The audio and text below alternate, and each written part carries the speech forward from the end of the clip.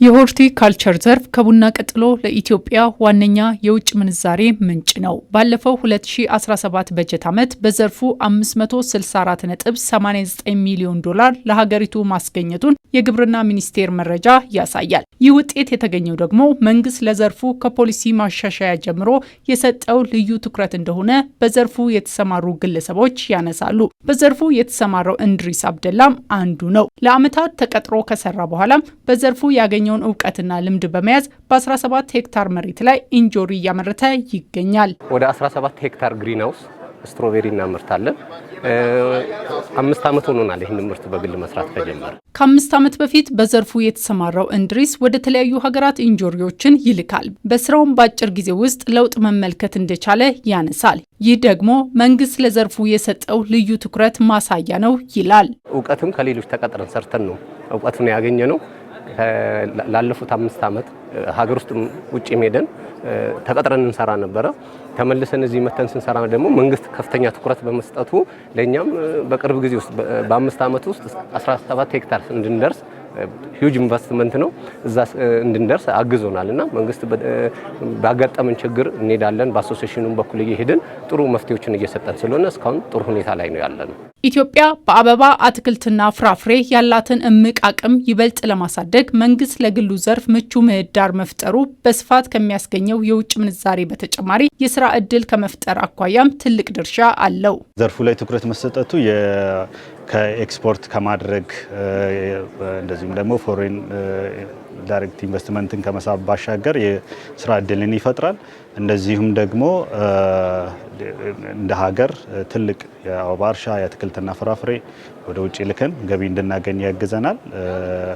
እንደዚሁም ደግሞ በዚህ ዘርፍ ላይ የተለያዩ ባለድርሻ አካላቶች በዚህ ተገናኝቶ እንዲሰሩ እገዛ ይሰጣል ማለት ነው። ትኩረት በተሰጠና ኢንቨስተሮችን ሞር ሰፖርት ባደረገ ቁጥር መንግስት የተሻለ ብዙ ይመጣል። አንድ መጥፎ ነገር እንዳልሽው በጣም ብዙ ነገሮችን ብዙ ኢንቨስተሮችን ያርቃል።